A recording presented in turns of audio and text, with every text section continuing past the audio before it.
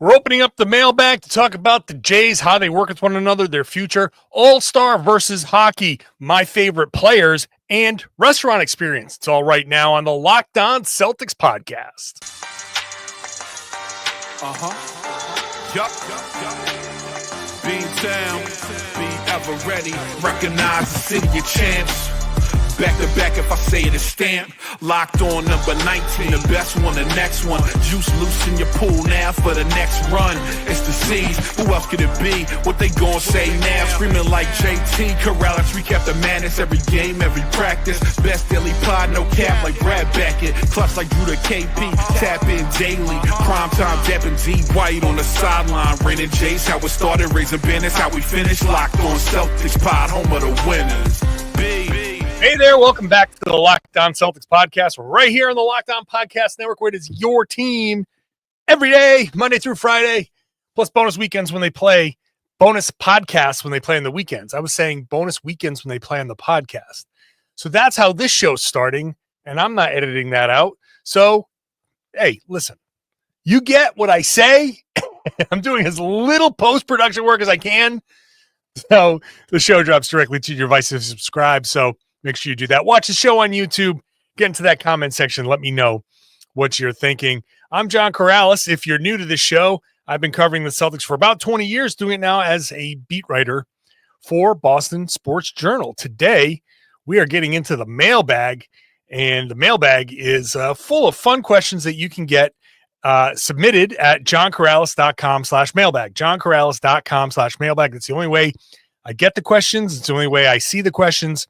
So make sure you're using that to submit your questions. Later on, restaurant experience. You'll get what that means later. My favorite players to watch. Free throws, J.D. Davison. Let's start with the Jays. I've got a couple of questions here. It's a popular topic.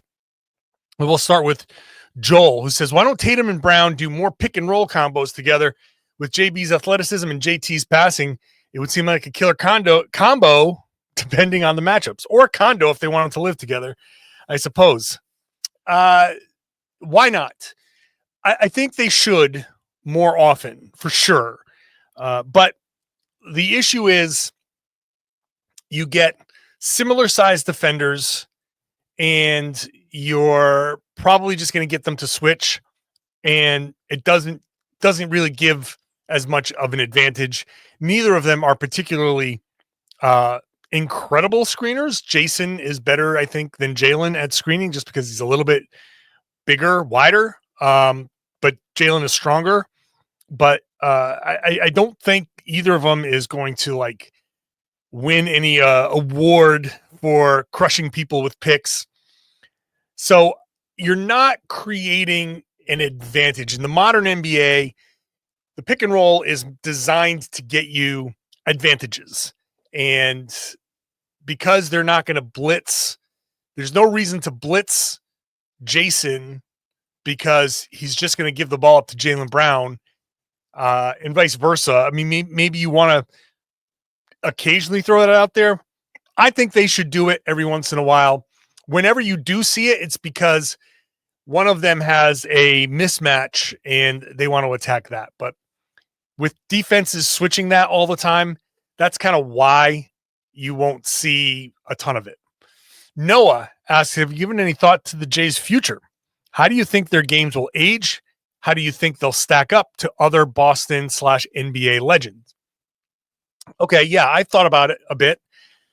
I do think that Tatum has more of an ability. I think he has the potential for more longevity for a couple of reasons. One, he's taller, so he can transition into more of a, if he can't drive past anybody anymore, if that part of his game is not working, he can definitely kind of end his career as a pick setter, pick and roll kind of player. He can morph into a Chris Bosh type that can live in the mid-range and develop more of a post game and just play the old man fadeaway game, right? The Paul Pierce game, much more of a Paul Pierce game. So I think because of his size, his length, his versatility, he can become, if he wants to, a guy that at least can extend his career, uh, much like Al Horford has extended his career, in having like a specific role.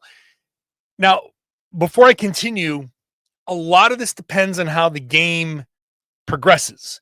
So Al Horford was able to continue his career because the 3-point shot became so prevalent that he was able to focus on that and play at least 2, 3, 4 more years than he probably would have otherwise. I'm thinking kind of like the opposite for Tatum, where he moves more inside, but it depends on what the rules become and where the game kind of evolves. Does the NBA do something to take away 3-pointers? How does that impact the spacing? And what does that do for what's important in the game at that time? And can Tatum become that type of player? I think Tatum has the ability to do that a little bit better than Jaylen, who doesn't have the same size, can still play some in the post for sure. But the other reason, Jaylen relies a lot more on his athleticism, speed, burst, change of direction, change of speed. If that stuff goes away, what do you do? And that's not everybody's going to be LeBron, right? LeBron is an absolute outlier, once in a lifetime kind of case where he's still kind of playing the same way. So most guys that have long careers are guys that can hone in on one thing and become that specialist somehow, or more specialized as they progress. Can they get past relying on athleticism, jumping ability, speed, change of direction? So that's why like a John Morant is, great now, but what happens to his game? I don't know that his game ages well. These, smaller guys, Donovan Mitchell, I don't know that his game's going to age particularly well. The bigger, more versatile guy you are, the more things you can do, the longer your game will last, because even as you lop off different things that you can't do anymore, there's probably one thing that you can, and a team can, if you want to continue, a team can say, hey, yeah, we'll give you the minimum or a portion of the mid-level or whatever mechanism the CBA allows at that time. A team can look at Tatum and say, yeah, you post play is a little bit more important now, and you can do it, and you can hit that fadeaway, that turnaround. Jaylen will have to find a way to specialize, which means probably he'll have to make himself a much more reliable 3-point shooter. And if he's going to have a long career, I don't think he's going to be moving in. He's more of slasher type, scorer type fadeaways that rely on a big athletic jump. And I think if he's going to specialize in anything, he's going to have to really turn into like a 40% 3-point shooter. He's just going to have to be willing to become a bigger catch and shoot type of threat. And the last element for both of these guys is, how long are they going to want to play? Guys make plenty of money. And a lot of times guys, when they hang on, it's not about the money anymore. It's about just the love for the game. Do you have that love for basketball? If you do, then you want to hang around. Also, it's fun. So I can see guys wanting to hang around and be like, yeah, why would I want to leave this? You get to be a kid. You're like Al Horford's in his, almost 40 in a couple of years. He gets to still act like a kid in that locker room, being around all this youth. It keeps you young. Why would you want to go off into the real world? The real world sucks. But when you have as much money as Tatum and Brown do, I don't know how much, I don't know how long they're going to want to play. I can see Jaylen playing into his early 30s. And once the athleticism starts to wane, and once it starts to get a little, iffy, and he starts to fall off, like everybody will at some point, I wonder if he just says, you know what? I'm cutting it off. I'm going to go do my other ventures. I want to dive into my businesses, my charitable thing, my civil rights stuff, which totally makes sense. If you've made, however many hundreds of millions of dollars in your life and you're comfortable with, your income moving forward, you've made your investments and all of that stuff. I can see Jaylen more than Jayson being like, yeah, I'm cashing it in. I've made enough. I want to spend as much time as possible now moving on to the next thing, which would be perfectly acceptable, obviously. Jayson, I can see hanging around or retiring at 35 and being like, you know what? I've done it. I'm good. I got a couple championships, 2, 3, however many championships. I'm out. I'm chilling on the beach. And he's going to live off of commercials like, Shaq does for the rest of his life. So that's how I kind of see their futures. All right, let's get into All-Star and All-Star versus hockey. We'll do that when we come back. Today's show is brought to you by Prize Picks. Football season, it's over, but basketball is starting to really heat up over these final 27 games plus playoffs for the lucky few like the Celtics. There's no better way to get in on that excitement than with Prize Picks, the best place for daily fantasy sports. It's very simple. Just pick more or less on at least 2 player projections. If you're right, you can win up to 1,000 times your cash. With Prize Picks, you control the action all season long. So when the Celtics come back, you can pick Jayson Tatum at more or less than 29 points against the Sixers. You can pick Anthony Edwards for more than 25. Prize Picks, super quick and easy to make the picks. Take 60 seconds or less to set your lineup. Plus, their fast and secure withdrawals mean you can get paid in as little as 15 minutes when you win. I'm sure you're going to win. Download the app today. Use the code LOCKEDONNBA. You get $50 instantly after you play your first $5 lineup. That's code LOCKEDONNBA for $50 instantly after you play your first $5 lineup. Prize Picks. Run your game. Thank you for making Locked On Celtics your first listen every day. Would love it if you go to LockedOnDaily.com and sign up for the new Locked On Celtics newsletter. It's over there at LockedOnDaily.com. Click on that Locked On Celtics logo. Then Monday through Friday, you will get an email from us, that has Celtics, NBA, and fantasy coverage. It's a great way to keep up with the podcast if you happen to miss a show, because this will kind of get you caught up on things that you've missed.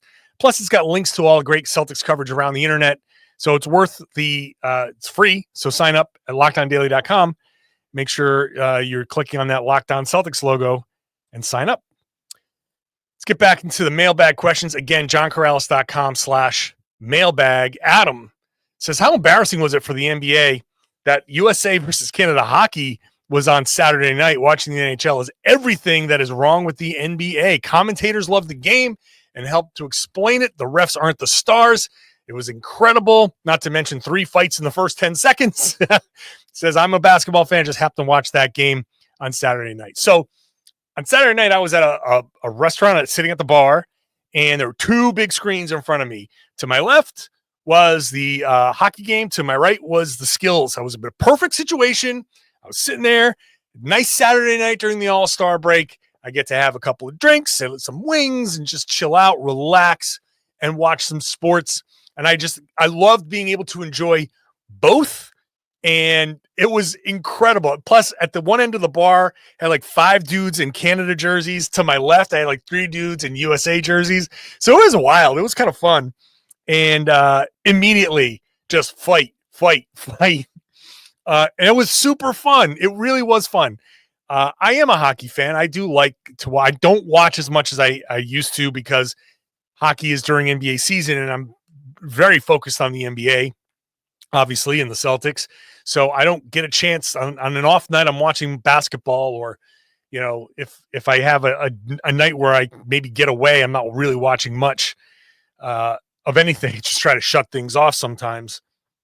But that was fun. And, for All-Star Saturday night, I had on one side, 2 dudes are scoring off, fighting. On the other side, Victor Wembanyama is like trying to cheat the system on a skills challenge, which was ridiculous. It was ridiculous, by the way.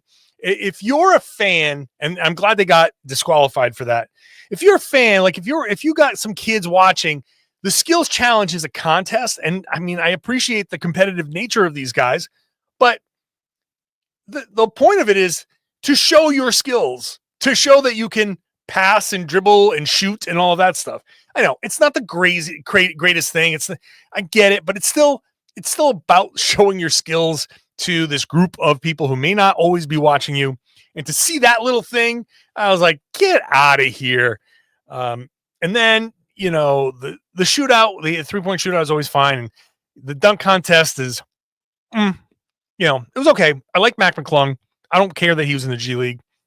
But to have that super intense hockey game that kind of dominated social media against that Saturday night NBA, and then to have Sunday night be this big whole thing with the broadcast. I agree with Adam about the commentators. Like, it was really fun to actually listen to some of the commentators be like, actually talking about the game and actually like showing and showing you things and breaking things down. It's really a lot of fun to get that. But I'm a sports nerd, so I like that they break things down. I need NBC and Amazon to be more technical, to explain even the simplest little things. You don't have to go super technical. Like, I don't care if it's oversimplified. I just want to see people who love the game and appreciate the game. I don't care. Like, I understand Draymond Green is telling his truth about the rising stars. Fine. Make your point. He made it. He said it. I appreciate that. But you've said it. It's done. It's over. Move on. He spent the entire broadcast pouting. It was so off-putting. Like, we get it. We hear you. You've made your point. Stop. So I do think it was a little embarrassing. I think the weekend was embarrassing for the NBA, and they really need to focus on fixing that and all of the things that Adam mentioned. Angelo says, hope you're well. Thank you. Question is, next year with the CBA, do you think the Celtics traded Springer because they have stock and faith in JD Davison? So, and he suggests maybe Drew is traded this offseason to give JD some run. It's possible. I don't think that has any impact really on the collective bargaining agreement. The two-way years, to be honest with you, now that I think about it, I don't think they don't count as years of service as far as your contracts go. I'm not sure about that. But the reason they traded Springer is just strictly money. If Davidson didn't exist, it was saving money, opening up that roster spot, and getting in a guy that's able to do more in Torrey Craig and paying him less, paying him the minimum. So it's a significant financial savings, and that's why. I don't know what Davison becomes next year. I have just said over and over, I don't think his future is with Boston. I could be wrong. I do think the potential for Drew Holiday for this to be his final season in Boston. I do think that's pretty high. I can't sit there and be like, oh no, he's absolutely guaranteed to come back because he extended and he's under contract. He may come back. I'm not saying that he's not coming back. He absolutely may come back. I'm not reporting anything. This is not informed speculation. This is just a pure, like, the Celtics front office is not talking about any of that stuff. They're not leaking it. They're not talking about it privately. So they're very buttoned up. But it's possible. Just looking at the finances, it's possible that this could be the end for Holiday. And does that mean that Davison could get some run? Sure, it could. But I'm not saying that that's I feel like Davison, they can give him a shot, but I don't know. I don't know that he's long for this organization. But I've been wrong about guys like this before. And we'll see. My feeling is this. If you've been in the G League this long and you can't catch a break on the big club, there's a reason for that. Now, part of that reason is opportunity, for sure. However, part of that reason is you're not good enough to take these minutes from somebody else. And that's that. If he was good enough, he'd at least be on Boston's bench on a regular basis, and he's not. Chris says, I was wondering how NBA teams deal with free throw practice. Is it incorporated or just left up into individual workouts, individual players to work on it? They are on their own. There's no free throw practice. Practice is for the most technical stuff. Free throws, you have post-practice shooting. You have your post-practice routine. If you are struggling with your free throws, this isn't like college. When I was in college, they'd stop and be like, okay, free throws, and you have to go and shoot like 10 or whatever. But even then, it's not, you don't sit there for half an hour shooting free throws. That's up to you. You got to go do that, especially in the NBA. I know that some guys aren't free throw shooters. You're a professional, right? Not everything has to be done in practice. These are professionals with access to these practice facilities 24/7. They have a code, they have a card, they get in there whenever they want. And if you're struggling with your free throws, they're not going to waste time during very limited practice time in the NBA. They're very limited. So the only thing they're going to go over is defensive concepts, offensive concepts, things that have slipped, things that the guys need to be reminded of. That's it. Shooting, even just shooting your threes and everything.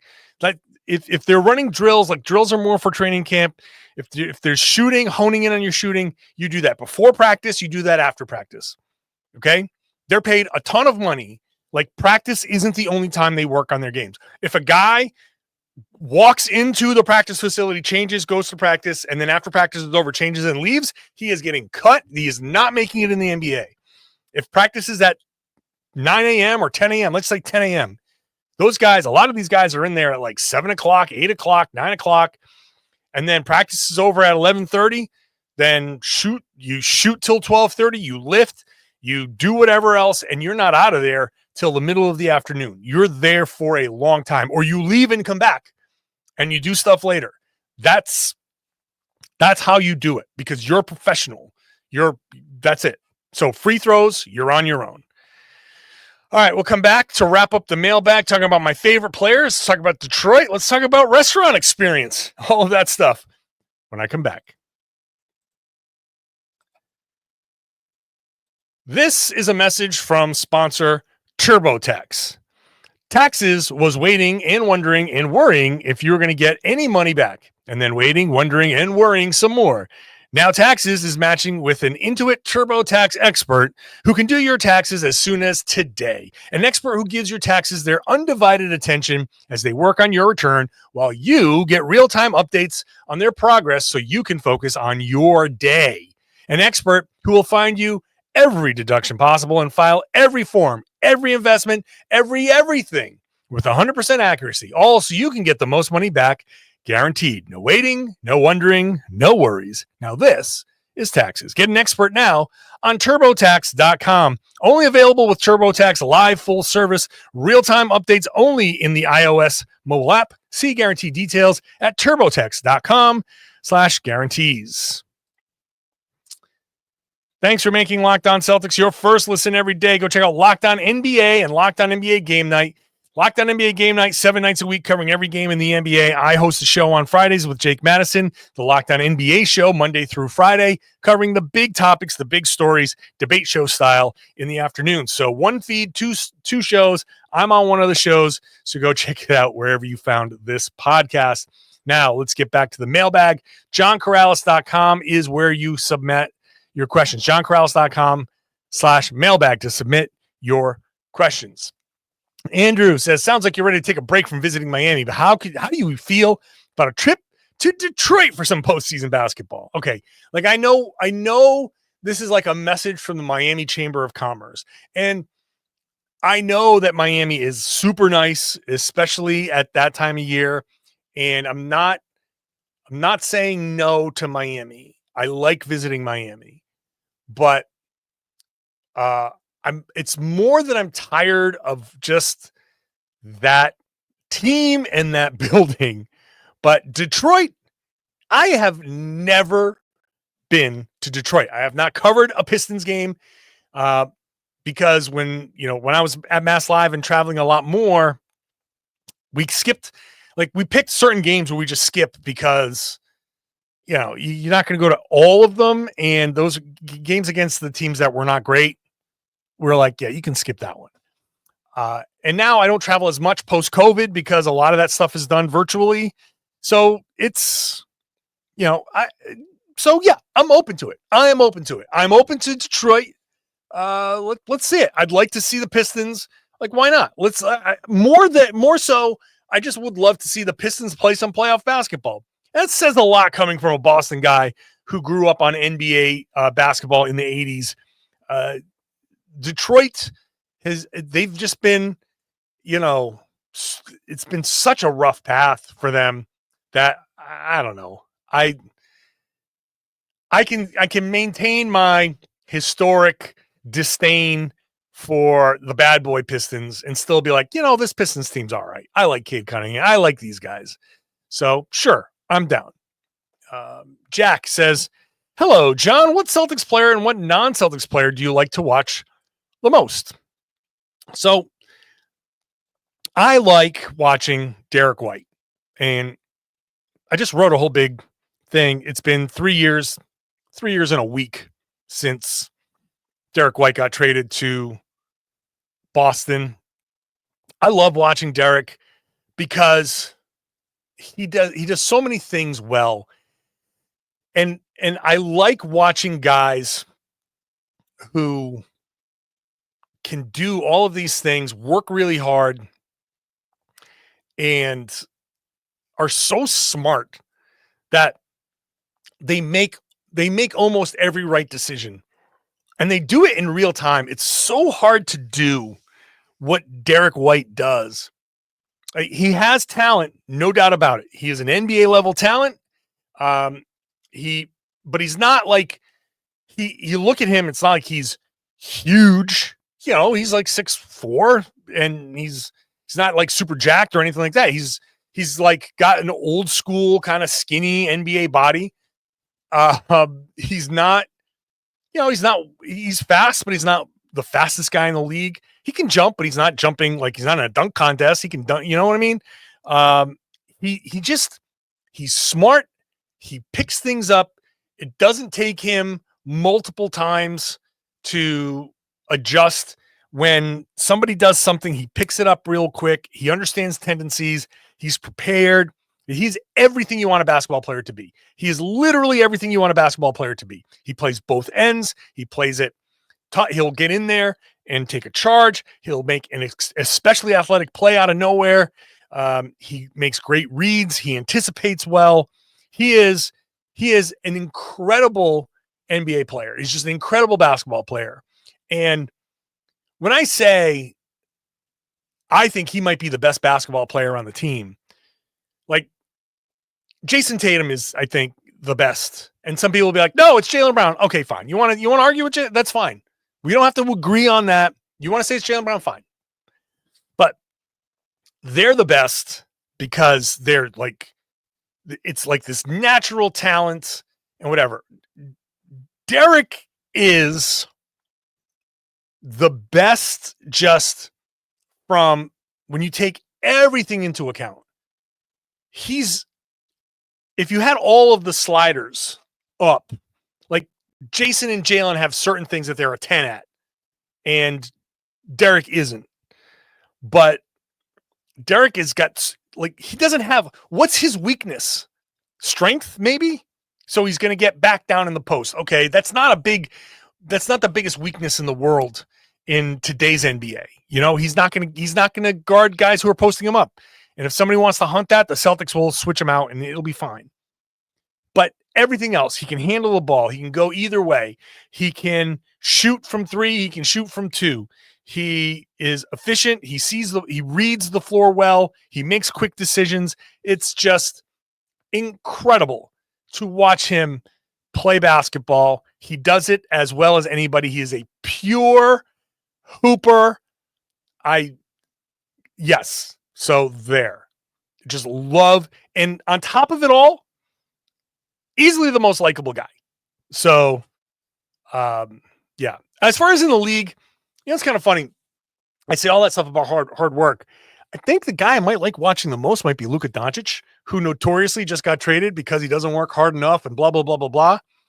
But man, no one in the league manipulates a defense like Luka Dončić does. That guy has a whole plan in his head. Offensively, obviously defensively is a different story. Offensively, Luka sees the game in a different way. He like sees it in like 7 or 8 different dimensions. He can see the game, feel it, and understand what the defense is doing. And he makes plays that he knows in the first quarter will set up the second quarter, the third quarter, and the fourth quarter plays. It is incredible to watch him manipulate a defense. I've seen him do something in the first quarter, then the fourth quarter come down, the exact same defensive setup, the exact same play, and have him see it, look like he's going to do the thing that he did before. Everybody reacts to that, and he does something completely different that gets a layup. It's incredible. So I also like watching like maestros like that. Christina says, I'm a lifelong Celtics fan, but as a non-athlete, I still have a lot to learn about the game of basketball. Do you have any recommendations for books, documentaries, etc., that can help me improve my knowledge of the sport when it comes to the technical aspects like plays, lineups, and stats? Yeah, I'm going to put this out here. Not books or documentaries or stuff like that. If you're looking for the technical stuff, plays, lineups, stuff like that, I'm going to give you 3 names, people you should follow on Twitter, follow the stuff that they do off social media. So number 1 is Mo Dakhil, Dakhil. He's a former video guy that if you follow him on Twitter will just every once in a while take a game. Every once in a while it's a Celtics game. And he just like breaks down certain plays and shares the video of them. And then he does like a Discord or a Twitch thing that you should pay attention to because he's really smart in breaking things down. Same goes for Steve Jones and Nekias Duncan. They have a podcast called The Dunker Spot, and they are incredibly technical, incredibly like just super smart guys. And as a bonus, they cover WNBA stuff too. If you're interested in that, Steve Jones does the same thing with the video breakdowns. Nekias Duncan does some of that. They're both super smart, very technical guys. And then the last one is Gibson Piper, Pyper. He does half court hoops, which is like a newsletter thing where you can subscribe and he breaks things down. And B-ball breakdown on Twitter.